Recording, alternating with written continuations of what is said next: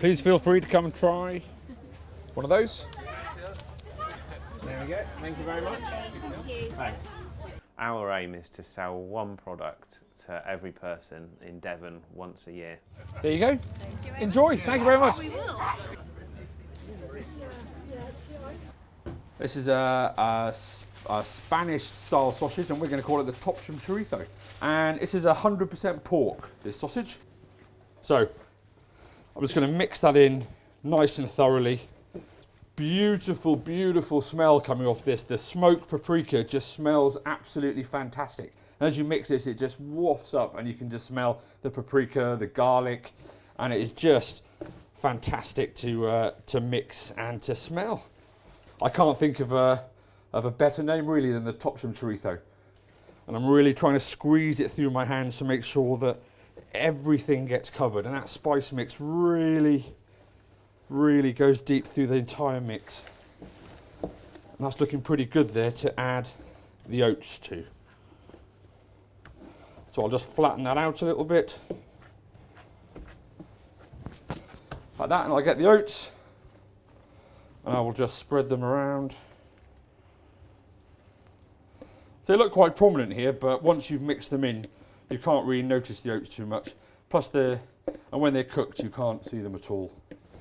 And back to mixing, back to this Olympic sport.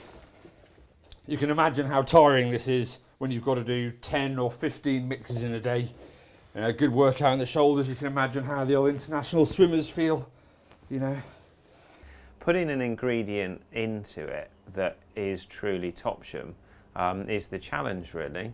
I mean, I was walking the dog this morning along the river, and there were about 40 swans, but I think they're out of the question at the moment.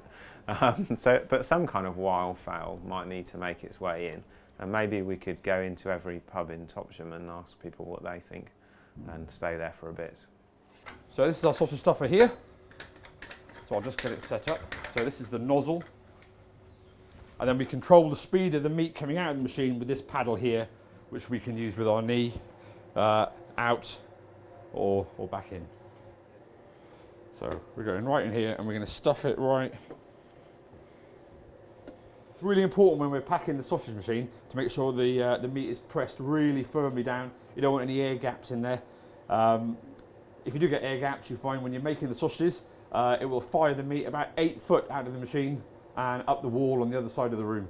So I just make sure it's packed really well down. So I'm able to close that now.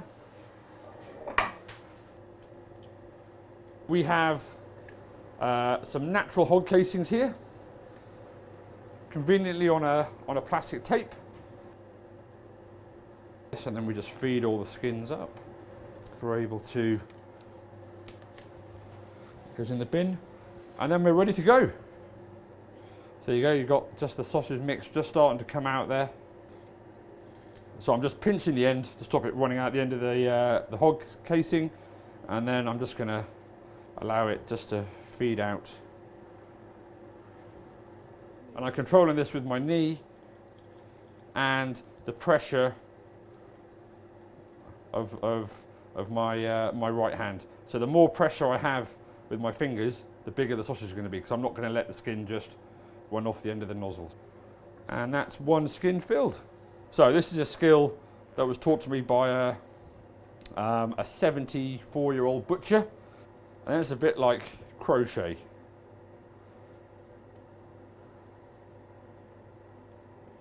So we're going through up, making 2 sausages, pinching. It's all about the pinch.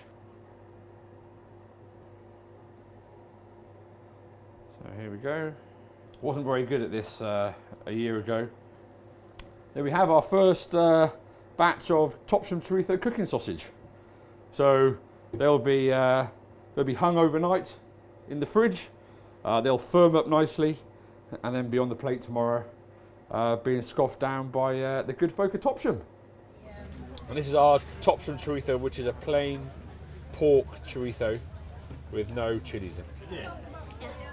Just forget anything else, this is the best meat ever, bar none ever.